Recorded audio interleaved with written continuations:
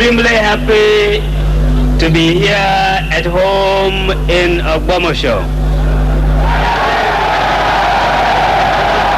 This is the city that I love so much because I know you love me, I know you love the NPN.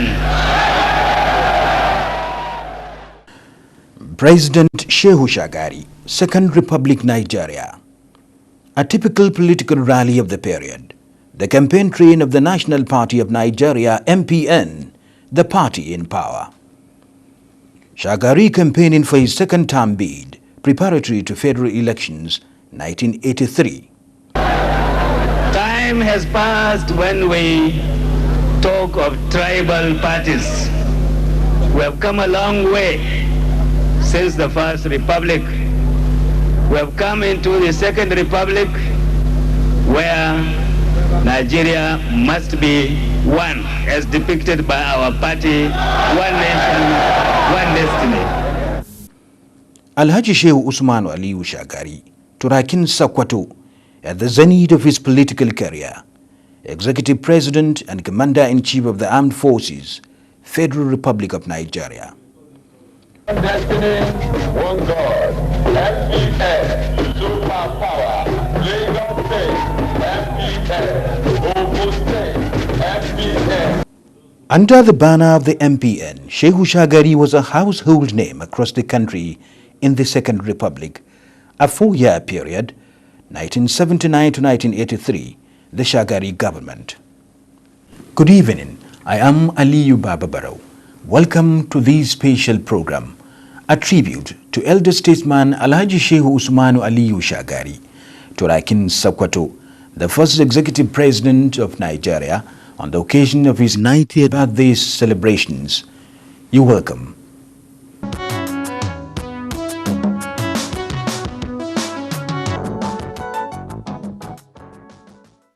The return of democracy on October 1st, 1979 was received with pomp and pageantry across the country. It was a new dawn of civil governance, and Nigerians were full of hope and aspirations for better things ahead. The euphoria of the day was something akin to that of October 1st, 1960 at independence, because everything came anew in the political scenario. First, it was the return of civil governance afresh after a 13-year military rule. It was also a new democratic tenant for the country, American presidential system. And the country had for the first time a president with executive power, in the person of President Shehu Shagari, a man many never knew before, at least prior to the electioneering campaign of the period, when he got his party's presidential ticket. For he had not been too outspoken in the political sphere then, though he had been a major player in the governance of this great country, Nigeria, since the First Republic. Who was this moderately built, soft-spoken, well-cultured and mannered personality, with impeccable composure and charisma, whose charm dominated the political scenario of the Murtala Obasanjo transition to civil rule period, and attaining the ultimate, the President of the Federal Republic of Nigeria.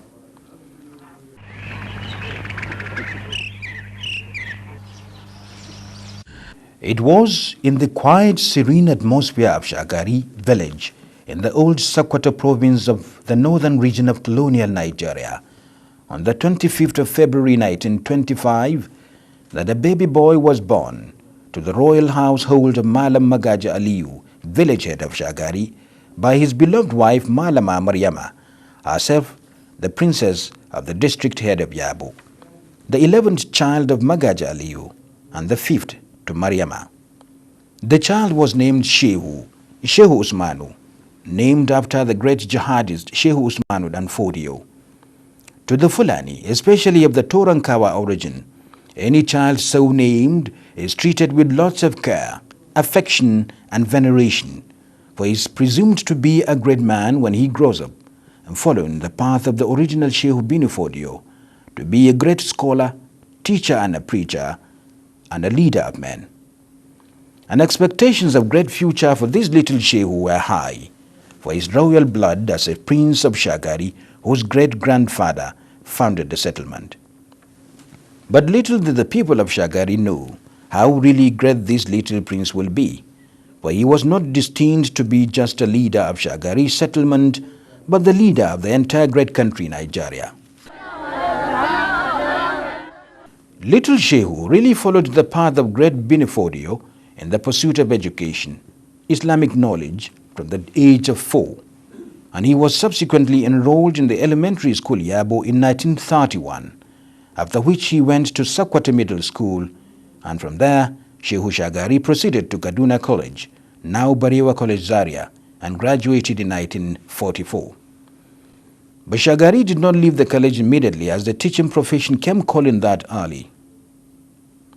Science teachers were rare, as the colonial authorities were reluctant to encourage science education. Only one science teacher to a province, and his home province Sokoto, had none.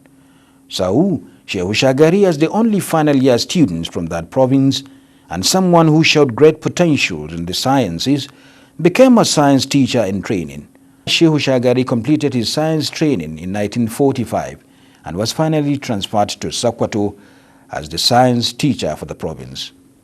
From then on, the young Shehu Shagari continued his life as a teacher, expected of him from the cradle, as the original Shehu bin Fodio.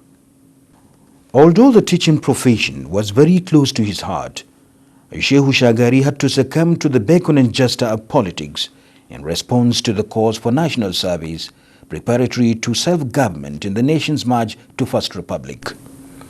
In our time, you don't leave your job in order to be a politician. We carried on with our jobs while still politicking, because we were not strictly civil servants. Yes, Shehu Shagari continued in that manner, a teacher-politician in a way. He was a senior visiting teacher when at the same time served as a member of parliament at the Federal House of Representatives, Lagos, after a victory at the polls in 1954. He subsequently served as the parliamentary secretary to the Prime Minister Sir Abubakar Tafawa Balewa. From 1958 to 1966, Shehu Shagari served at various times Federal Minister for various ministries, which include Ministry of Works and Surveys, Internal Affairs, Communications, Establishment and Training, and Economic Development. With the demise of the First Republic, Shehu Shagari returned home to Sokoto. At home too, Shehu Shagari was not idle due to public demands for his service. He served as Councillor Sokoto Native Authority, Executive Secretary, Sokoto Province Education Development Fund, and many other positions, and subsequently served as Commissioner of Establishment and later Education in the then Northwestern State. At the federal level, Shehu Shagari served as Federal Commissioner for Economic Development and Reconstruction, and later Federal Commissioner for Finance in the Gowon government.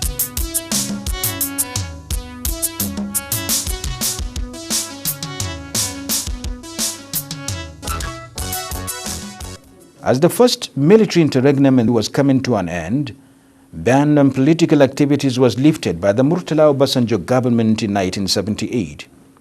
Alhaji Shehu Usman ALIYU Shagari, along with other old political colleagues, responded. Formation of political parties came underway, and from the national movement to the birth of the National Party of Nigeria, NPN, the party which Shagari was a founding member, the journey to the Second Republic began with 5 registered political parties in the context. At the turn of events, Alhaji Shehu Shagari became the presidential flag bearer of the MPN. Though that was not what he had bargained for, his ambition was to be a senator. I've been in government for many years, and I've seen things happen. I have been close to people in power right from the beginning, right from independence. Sardauna of Sokoto, Abubakar Tafawa Balewa, and General Yakubu Gowon. Each one of them I was very close to, and I knew how they dedicated their lives towards serving this country. And I know they were very good people. But as they continue in their very difficult assignment, they came to a situation when people around them, not all of them, some people around them tried to build walls between them and other Nigerians, or between them and the realities of life in Nigeria. And they heaped praises on them. They made them demigods until they came unconsciously to believe in what these flatterers said.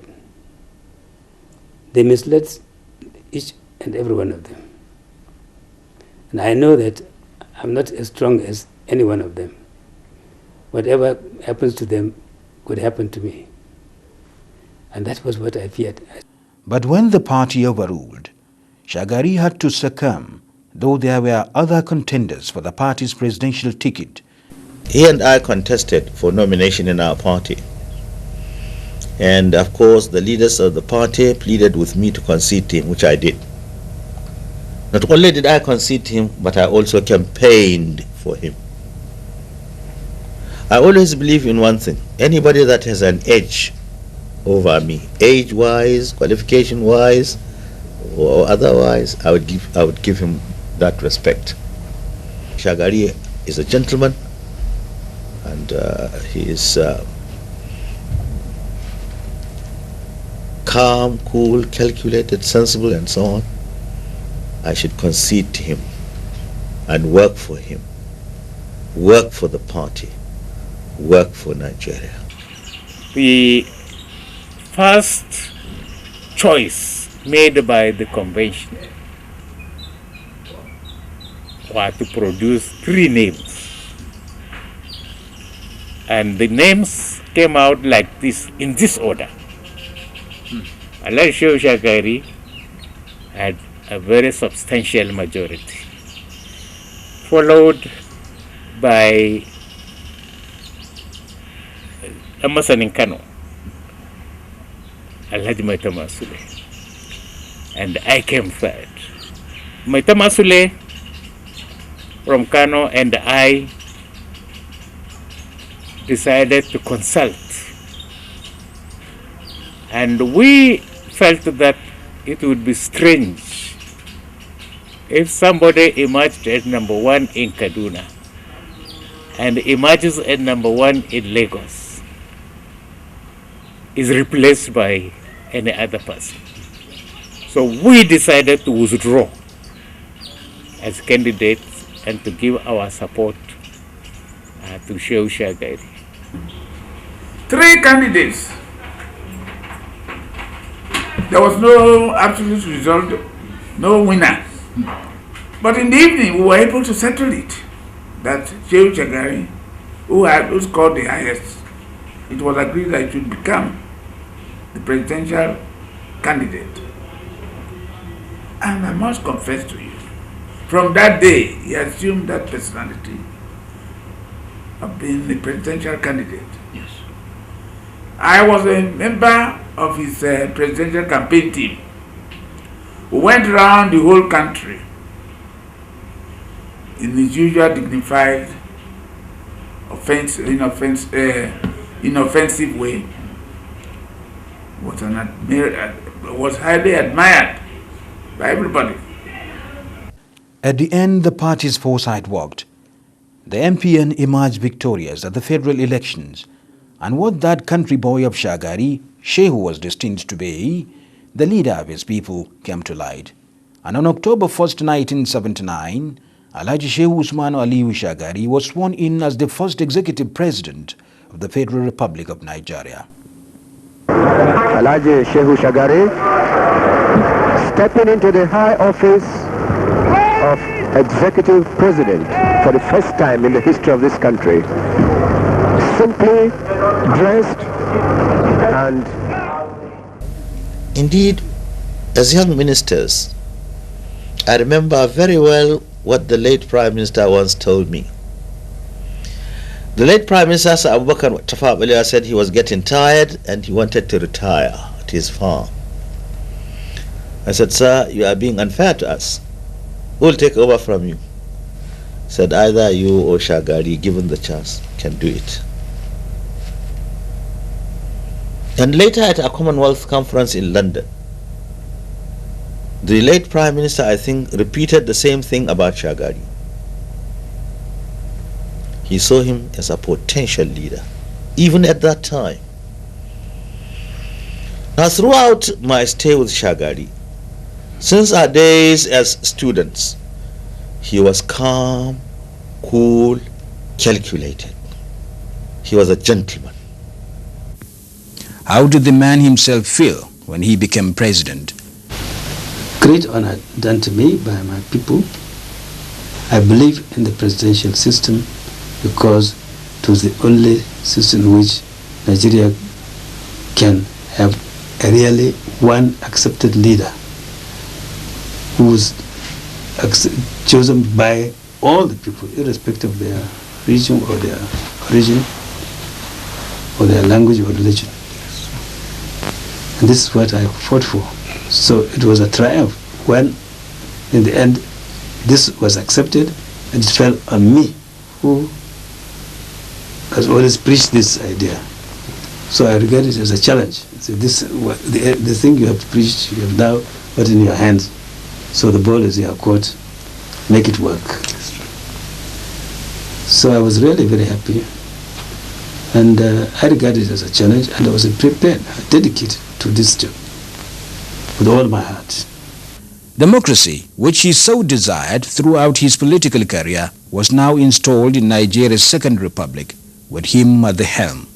How did he pursue governance? As he said with all his heart, what is that one fundamental of democracy he saw as the primary goal in Nigeria's heterogeneous setting? Major achievement is to get all our people united for a common cause, irrespective of tribe, irrespective of language or religion. That was what we were trying to build up, and we were succeeding when we were interrupted. As I said, if we were left to go on through that process, Nigeria would have been more united, more solid, and more determined than it is today. Chief John Nwodo, former Minister of Information, was Special Assistant on Information and later special duties to President Shehu Shagari in the Second Republic. He appealed to me as a statesman, and he had this affinity for details. He was a good boardroom man, and he had a way of synthesizing a compromise in every discussion. And he struck me as a leader for the moment. You know, every moment in a nation's history characterizes the kind of leader that the nation would like. At that time, Nigeria needed a leader who would be a melting point of the various political opinions and a conciliator of some sort, and one who would embody stability and had the temperament for finding a resolution of all the various views of the country in his personality.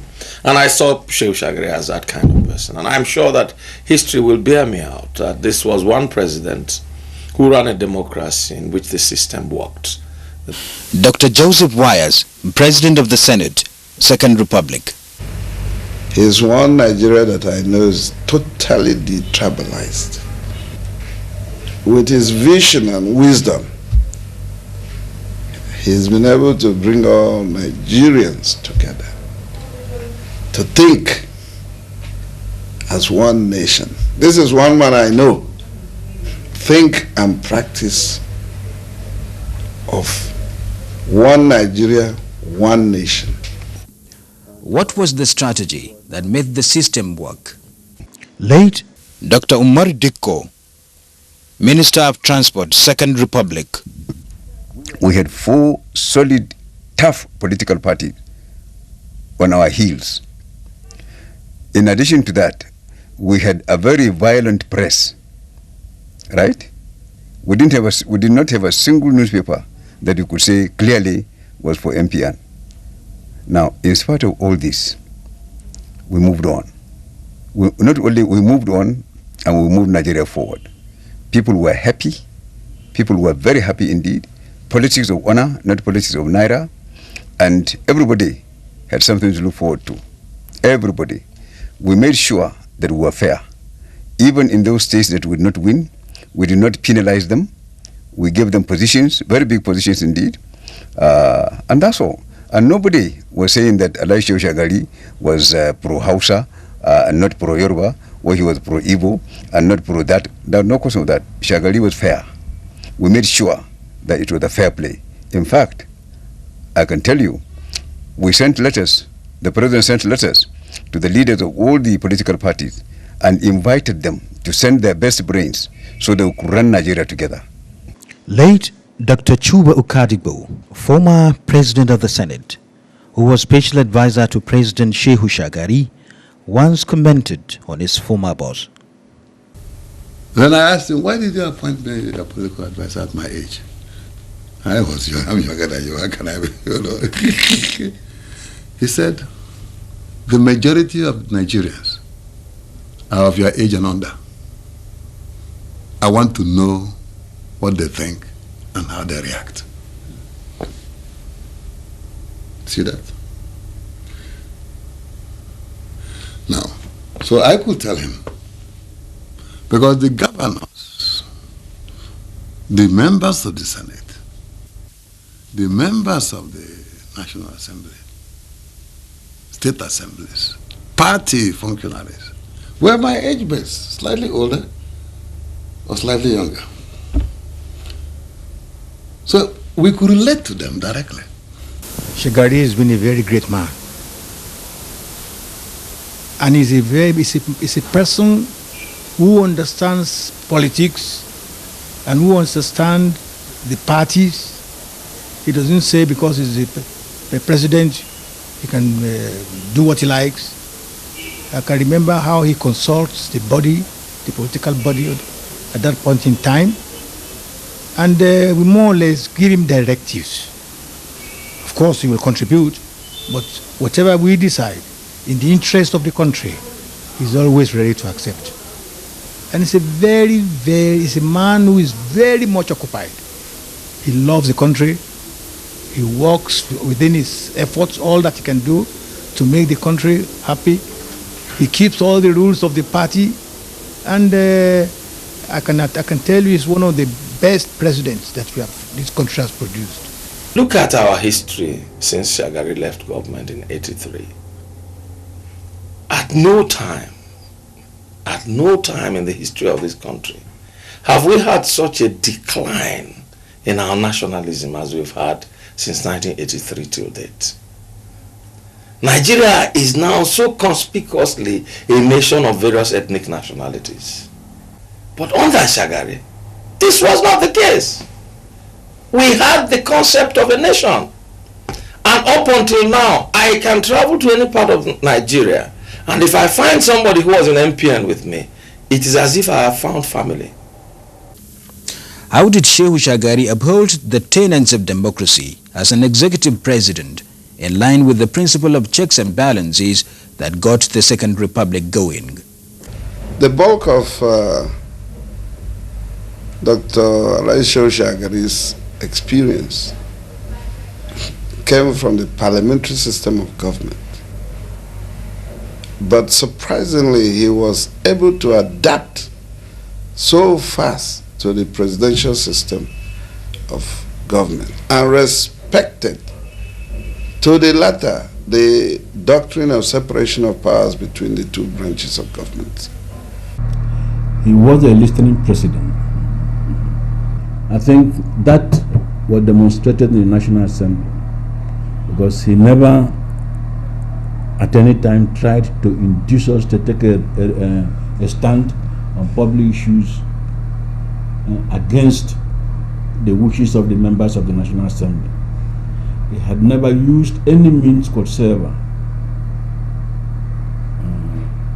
to obtain his wishes in the National Assembly without passing through the normal processes of law. Every Monday of every week, we meet in Dodam Barracks in his residence at 8 o'clock to discuss issues. First of all, on the legislative side, we discuss the problems of the legislature regarding maybe bills that he wants to bring or budget also.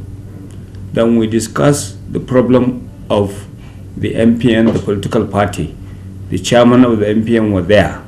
They will bring what problem they have, particularly in regards to matters that affect maybe conduct of primary elections and so on, and all the other problems they have about leadership in the MPN all over the country.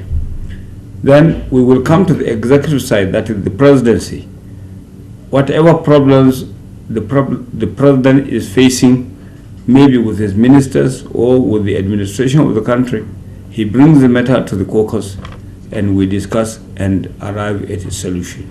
The most important achievement we recorded was that MPN had only 36% of the total membership of the two houses of the National Assembly, Senate and the House of Representatives.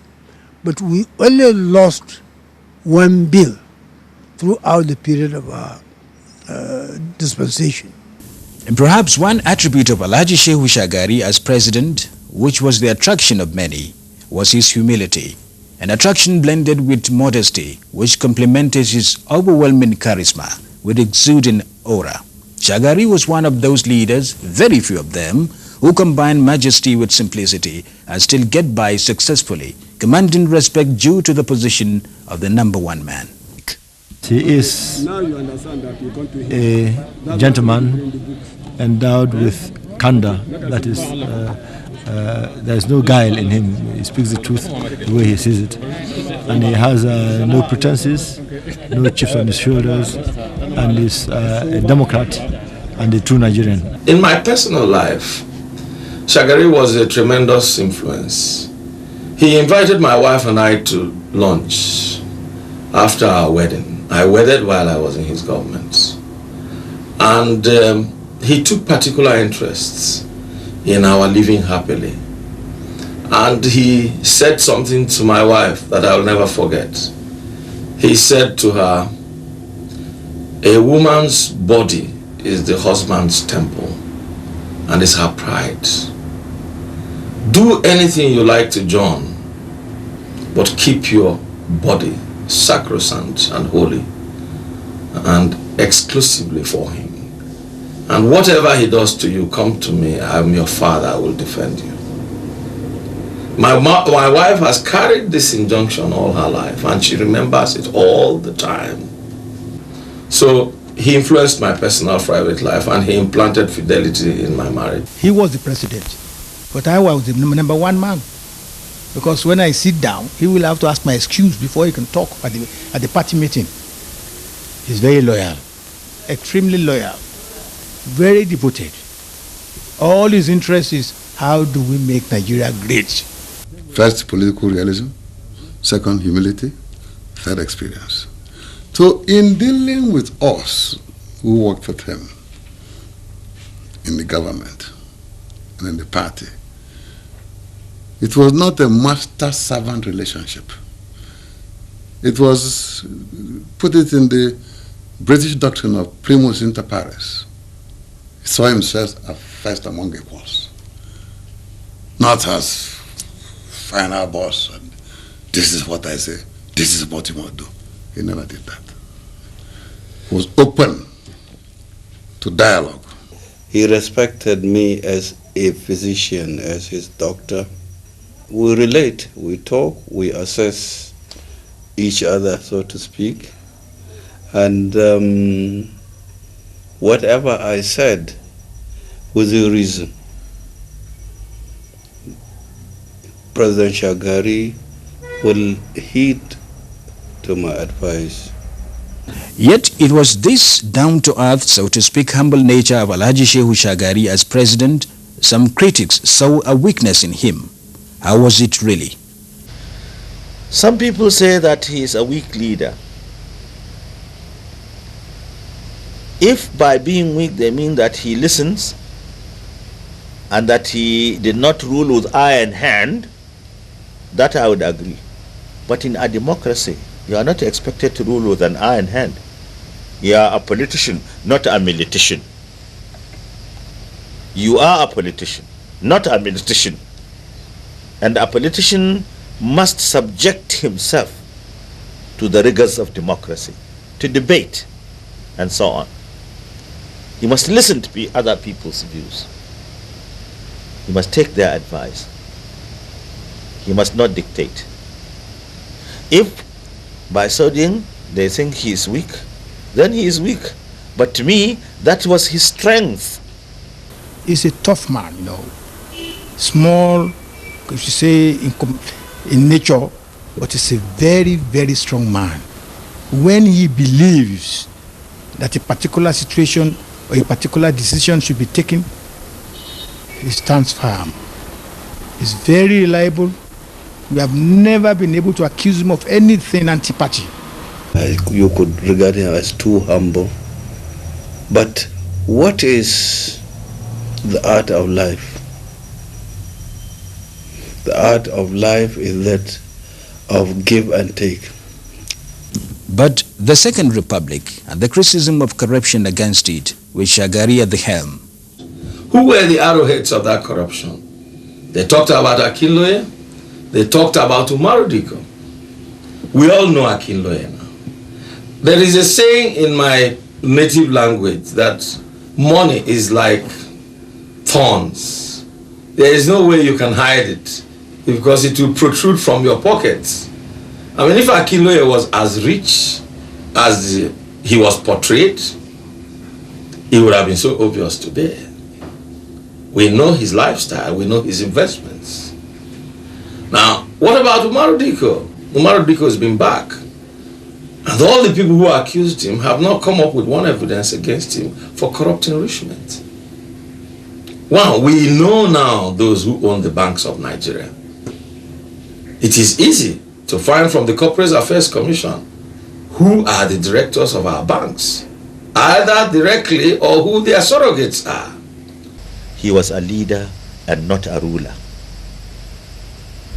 And of course, what impressed me more was that he was an honest, and then he is weak. But to me, that was his strength.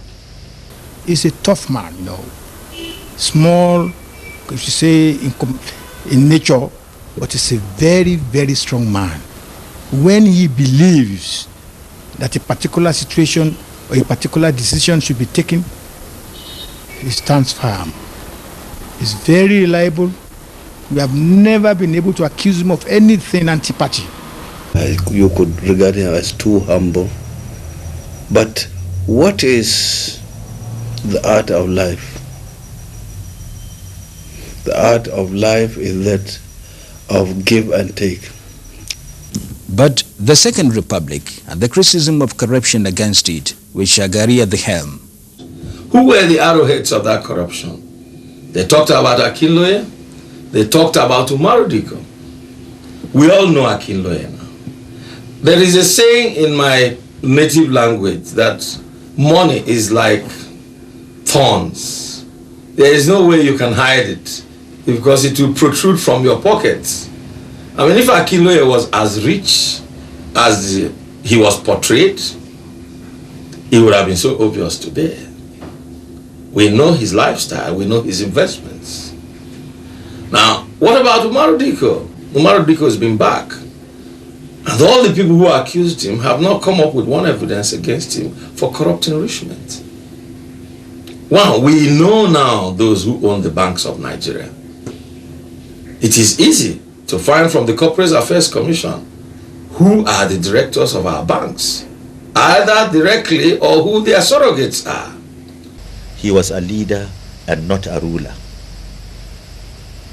And of course, what impressed me more was that he was an honest and incorruptible person.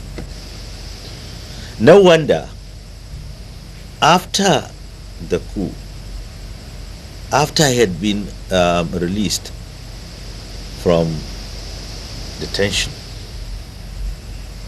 he had practically nothing on him. The most honest Nigerian I had the pleasure of working with was SHEHU ALIYU Shagari. Shagari stood out as an individual, and when he left office, He has not quite reached about 2 years after leaving office. I went to his home village to find that the ceiling in his residence has fallen, he caved in, the generator has packed up in his house. This was the house of a former president of Nigeria. I remember there was a day I came to Lagos and the ADC bought me a ticket from the presidency to go back to Kaduna, and he said, "Who told you can buy me a ticket? He's not a member of staff of the State House. Let him buy his own ticket." He always tells us, because you are the son of the president, you are not the president. If it is anything, try to be one. Not to say because I'm son of the, no, try to be what you are. It may surprise you to know that none of us has attended any school abroad. We all schooled here in Nigeria where he was still president. His argument was, well, if I didn't believe in the system of my own country, then who else will believe in it? But later when we press on and on and on, he said, okay, you can always go abroad to study after your first degree. You do your first degree here, then you can go and read masters or whatever abroad. And that's the way it went. None of us, we all studied here in Nigeria. I was in ABU, I was in University of Sokoto, while my father was president. After the first 4 years of the Second Republic, Shagari's first term in office, and got re-elected for his second term, and just 3 months into the second term, on December 31st, 1983, the Second Republic became terminated by a military coup. How did Shagari feel, and how did the Second Republic fall, in spite of the presence of the dynamic political actors of the period, the men of timber and caliber, as they were popularly referred to? The military, as I said, always are in ambush waiting for a situation when they can strike and get a justification for it. If the military have a chance to take over, you will not be surprised whatever they do. In other cases, leaders got worse than detention. They made this a pretty sacrifice, and their lives were taken for no just cause, and nothing happened. At the end of his detention, Shagari returned home, once again to his farm, and continued in the educational development of his people, Western education and Islamic religious knowledge. To his noble profession, education, Shagari seems to be comfortable with it. To him, it has always been a success story. But farming, though he has been practicing it for quite some time now, seems to be a hard nut to crack in view of the vagaries of its practice and the realities of the times. When I came back, I tried to put up my mind to it and put my time there, but I didn't have the capital to develop the farm. And one thing that I did not want was to take a bank loan. Maybe it could have helped, but I've always been afraid of bank loans. I don't know why, because I'm not a businessman. I try to make ends meet from what I have, but I don't want to go and borrowing to be subject to the bank's whims. And then if you take bank's loans, you have to put collateral, and then you're in the mercy of the bank. Whatever happens, they will dictate the tune. So I didn't want that. Maybe that's why I did not succeed very much. But how is life in retirement as a former head of state? In a way, the government has been taking care of us because it's paying us pension, all of us, and we were allowed a few staff like a secretary, a cook steward, a driver, and they provide us with cars. I think each one of us has been given a car to ride and a car for his office. They have provided an office for us, each one of us. So In a sense, I would say they've done a lot for us, but not as everyone, of course. Compared with my other colleagues, they are all military people. I'm the poorest among the former presidents, but I can't insist that I must be made as comfortable as they are. I don't mind it very much, and I thank God for what I am and what I have. Today, Alhaji Shehu Usmanu ALIYU Shagari is 90 years old, a perfect example of an elder statesman with impeccable character, an embodiment of a veritable legacy for the good of the people and for positive development of the great country Nigeria. And I remember that every week or every 2 weeks, the party had caucus meetings. And in most of those caucus meetings, the national chairman presided over the party caucus meetings. And that kept the party together. At a time when we didn't even have a majority in the National Assembly, we were able to manage it. He was a man who brought everybody together. And I never detected any fault in him. But as a human being, he must have his own faults. And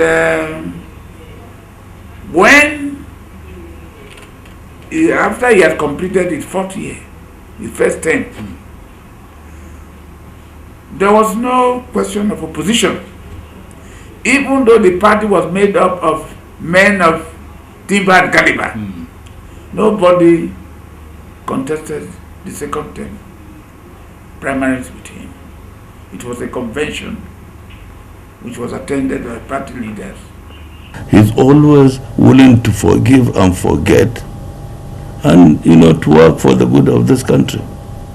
Well, I wish him more years of service to this country, to humanity generally. How does it feel to last this long among the people and in the country he so dearly loved? It's a feeling of gratitude to the Almighty Allah, who has spared my life up to this moment. In fact, in my earlier days, I've been hoping that I would live to something over 60. That's all I was expecting, because the Prophet ﷺ and Short and Fodio also died after the age of 60 something. So I wasn't expecting anything more. So it's with gratitude that I was spared all these more years, especially when I reached this age when I'm fairly well. Of course, one cannot be at 80 and be completely well, but on average I've been okay, and thank God for that. My experience as president is that, first of all, I was grateful to God for giving me that opportunity, which is a singular opportunity and rare opportunity to lead this country for a period of time. Again, this is another thing that I had never expected and I had never even hoped for. And I was also very grateful for the opportunity, because one really needs to be counted among those who have worked hard in the service of their country. And I can claim without any fear, but with all humility, that I have tried my best to fulfill those obligations during the time that I was there. Looking back, I thank God, and I'm satisfied with what I have done, especially when I saw what has been done after me, that most of them did not make anything better. However, I'm not condemning anyone. I know that everybody tried his best, but I can also claim that our own time was not so bad as others may wish to see it. I always had very good hopes for our country. I know that it's not easy to build a nation. We are still building, and we have not completed the task of fabricating or constructing a truly united nation. Nigeria is a country which is very young, created out of a conglomeration of nations, each claiming their own identity. But the task of whoever leads Nigeria is to bring all these people together for them to think and work as citizens of one united country. And that is a great task. And I would not say that we have achieved that in the way in which we wanted it. But we continue to try, because Nigeria has a great potential, especially among African and other developing nations. It has got prospects of being great. And if we work hard to make it what it should be, a united, strong, and prosperous nation, which will be the envy of everyone, not only in Africa, but in most parts of the world. And then to sort of see Abuja what it is today, the first credit really should be President Alhaji SHEHU Shagari. So on your 90th birthday, I want to be very grateful to you for allowing me to rise up to the rank of the general and to become the chief of army staff, subsequently a military president. I want to thank you. Has always been my advisor, my mentor, and I want to thank you. Since our road paths cross each other, up to today we are still in contact with President Shagari, not only in Council of State, but in a lot of things. President, happy birthday. The only thing I want to do is just to say congratulations, sir. Many happy returns of the day, and the Almighty God will continue to bless you. So on behalf of our great country, Excellency, we say congratulations on the 90th birthday, and we pray that God will continue to give you the robust health to continue to serve us as a nation, continue to give advice and suggestions to younger people who are working at the state level and at the national level. A role model that all of us will emulate, a calm person who will always want society to grow and grow, and of course for people to live in peace. Very happy to say that our successors have done so well that we are very, very proud of almost each and every one of them.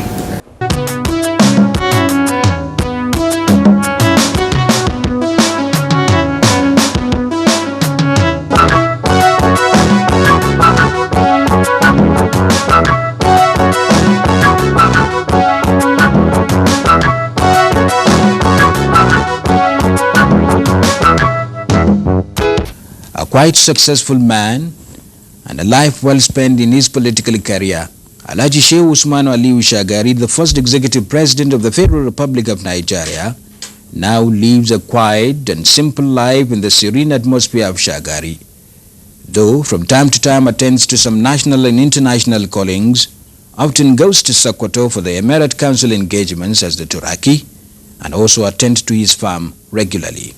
That is the life of Shehu Usmanu. Like the original Shehu Ibn Fodio, Shagari is ever humble, religious, honorable, amiable, and still retains that charm and charisma that only Shehu Shagari has in control. With a life well spent, what does Alhaji Shehu Shagari, the Grand Commander of the Federal Republic, want to be remembered for? From my own name, which is given to me by my father, Shehu. And fortunately, you know what that means. Shehu Malam Malamai. That is Shehu, teacher of teachers. That is derived from Shehu Usman Danfodio. Shehu was a very well-known teacher. And I always had wanted to emulate him as a teacher. I want to be known as a teacher, and I always behave as a teacher. Not only to my pupils, but to all the people who want to know something. I was always being happy to do what I can to help people to know more about whatever it is. So I want to be remembered as a teacher, not as a president. Yes, the nation will continue to remember Alhaji Shehu Shagari as a teacher, a quite successful, noble and honorable one like the original Shehu bin Fodio. But Nigeria today and tomorrow will continue to cherish, love, admire and adore this right honorable gentleman as the first executive president of the Federal Republic of Nigeria and a great leader in his own right. There has been a special tribute to Alhaji Shehu Usmanu ALIYU Shagari, Turakin Sokoto, the first executive president of Nigeria, Grand Commander of the Federal Republic, GCFR, on the occasion of his 90th birthday celebrations. The management and staff of the Nigerian Television Authority NTA wish the elder statesman many more healthy years ahead. Thank you for watching.